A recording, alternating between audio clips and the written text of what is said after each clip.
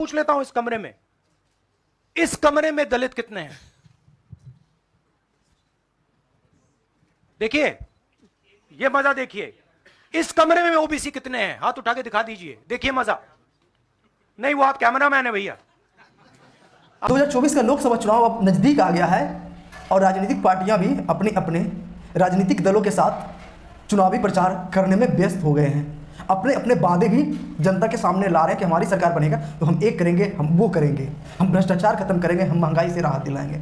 राहुल गांधी ने केंद्र सरकार से जातीय जनगणना की मांग करते हुए कहा कि ओबीसी को क्या मिल रहा है, ओबीसी एससी एसटी को क्या मिल रहा है। इस देश में सिर्फ जनरल कैटेगरी के लोग चला रहे हैं, ब्राह्मण चला रहे हैं।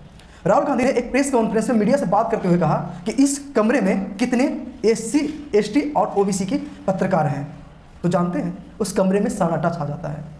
तो मेन स्ट्रीम मीडिया में एससी और एसटी ओबीसी बिल्कुल ना के बराबर हैं, ये राहुल गांधी ने साफ कर दिया है। राहुल गांधी उस कमरे में बैठे सारे पत्रकारों से पूछा कि आप लोग छोड़िए बाहर जाने के बाद, आप लोग इसी में से बता दीजिए कि आप इस कमरे के अंदर कितने एससी एसटी और ओबीसी हैं।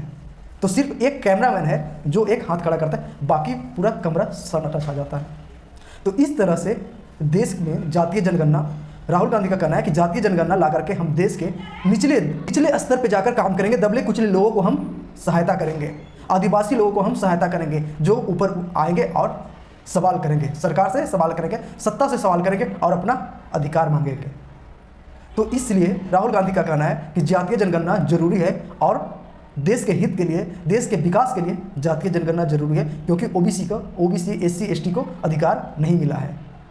सुनिए आप राहुल गांधी को किस तरह से मीडिया से बात करते हुए, मेन स्ट्रीम मीडिया से बात करते हुए कहा कि आप इस कमरे में कितने हैं, कितने एसटी एससी और ओबीसी के हैं। सुनिए रिपोर्ट। देश के एसेट्स में ओबीसी की कितनी हिस्सेदारी है, दलितों की कितनी हिस्सेदारी है, आदिवासियों की कितनी हिस्सेदारी है, देश के इंस्टीट्यूशंस में आदिवासी कितने, ओबीसी कितने, दलित कितने? मैं आपसे पूछ लेता हूं इस कमरे में दलित कितने हैं?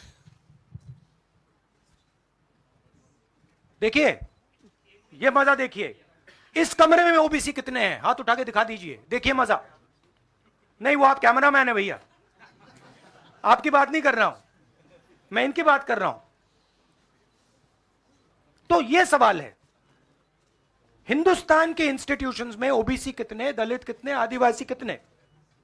यह सवाल हम पूछ रहे हैं, इंस्टीट्यूशंस के बारे में पूछ रहे हैं, धन के बारे में पूछ रहे हैं, एसेट्स के बारे में पूछ रहे हैं और आबादी के बारे में पूछ रहे हैं।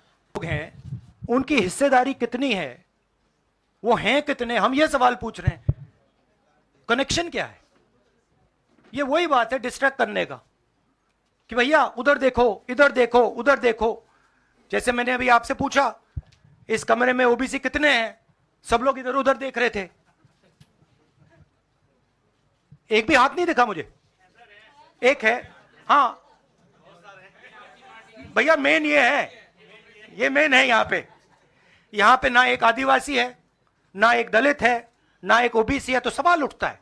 अब मैं ये नहीं कह रहा हूं, नहीं मैं ये नहीं कह रहा हूं सवाल पूछना जरूरी है, मैं सिर्फ सवाल पूछ रहा हूं। उसके बाद डेटा के बाद क्या किया जाएगा उसके बारे में हमने अभी डिस्कशन नहीं किया, मगर हम एक ऐतिहासिक सवाल पूछ रहे हैं। हिस्सेदारी में ओबीसी वर्ग को कितना मिल रहा है, दलित वर्ग को कितना मिल रहा है, आदिवासी वर्ग को कितना मिल रहा है, बाकी लोगों को कितना मिल रहा है? यह हिस्टोरिकल सवाल है और इससे हिंदुस्तान की जो आगे आने वाले का जो इकोनॉमिक मॉडल होगा, पॉलिटिकल मॉडल होगा, इसी बेसिस पे बनेगा। धन्यवाद, शुक्रिया।